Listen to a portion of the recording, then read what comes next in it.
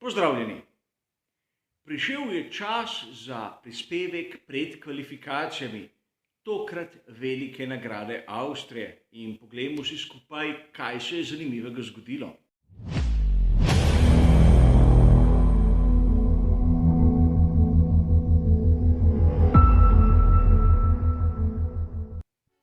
Marsikdo bi si lahko mislil, da ukolikor imamo tako zaporedje dirk, kot smo ga videli sedaj, je izjemno težko, da na eni in isti progi, kot sta se odvijala velika nagrada Štajerske in se bo odvila velika nagrada Avstrije, v bistvu ne bomo videli kakšnih tehničnih novosti.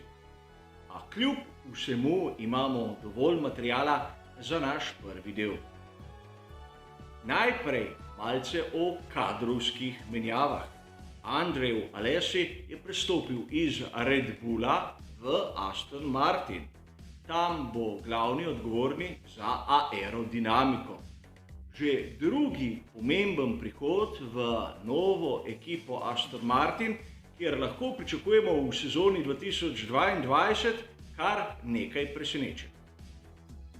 In čeprav na tistih tehničnih pregledih res ni bilo nekih revolucionarnih sprememb in niti jih nismo pričakovali, je bilo možno videti rahle popravke. Najprej na ravnem dnu McLarena MCL35, kjer smo videli nove generatorje vrtincev.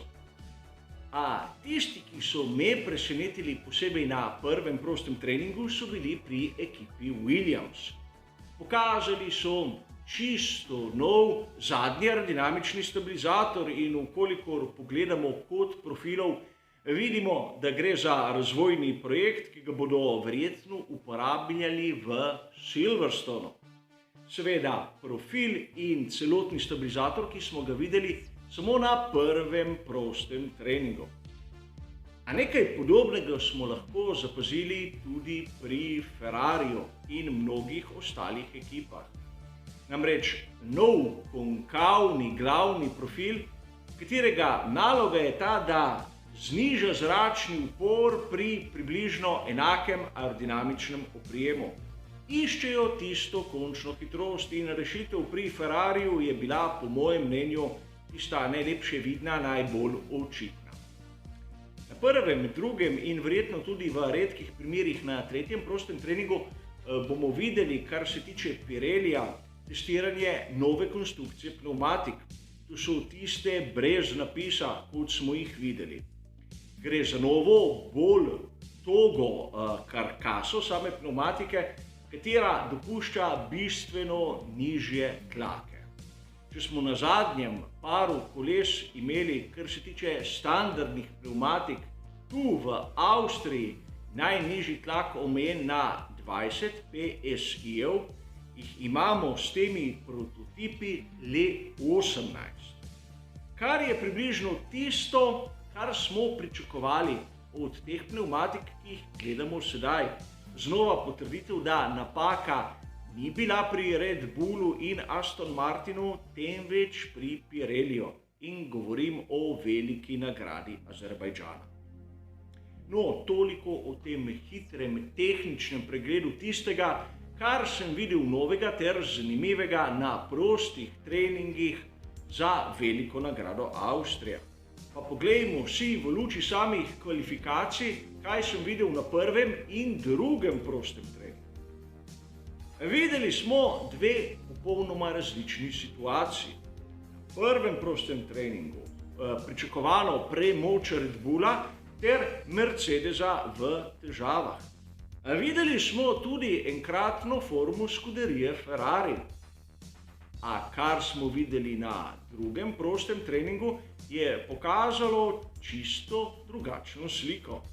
Namreč Mercedes je, po mojem mnenju, po mojem videnju, z lahkoto prevzel pobudo, Max Verstappen se je trudil, a ni mu uspelo ogroziti ne Lewisa Hamiltona in niti ne Valtterija Bottasa. Ferrari je dobesedno izginil in iz dna so se ponovno uspeli pri Aston Martinu. Treba je poudariti tudi odlične proste treninge Kar se tiče Alfa Taurija, posebej Yuki Tsunoda me je navdušil. Pri Alpinu sem kot ponavadi skeptičen in mislim, da na drugem prostem treningu smo videli McLarena v težavah. A treba se vprašati, zakaj je taka razlika med prvim in drugim prostim treningom.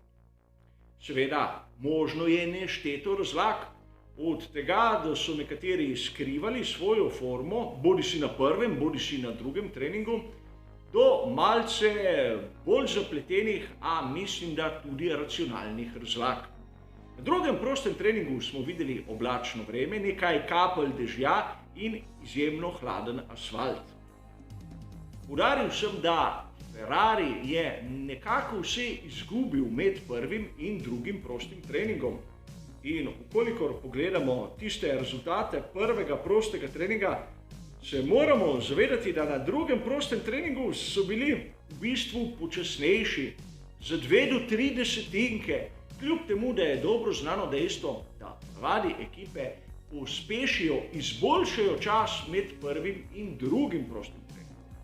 Torej, mogoče je temperatura asfalta tista, ki se je preveč znižala in tako spravila v težave razne ekipe, skuderijo Ferrari in tudi Red Bull.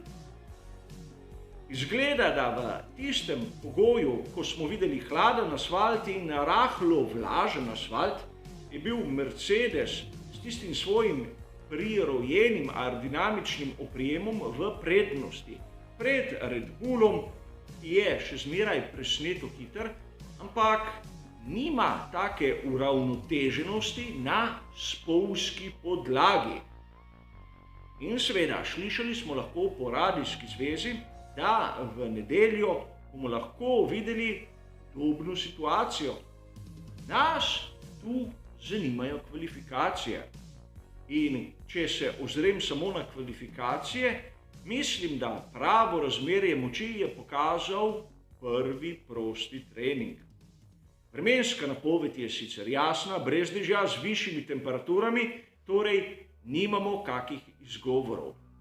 A vseeno Mercedesa ne bi odpisal ne za kvalifikacije in še najmanj z dirko. A o tem se bomo malce bolj podrobno pogovarjali v našem zadnjem briefingu. Kar se tiče pa današnjega prispevka, je to vse. Hvala za vašo pozornost ter seveda nasvidenje.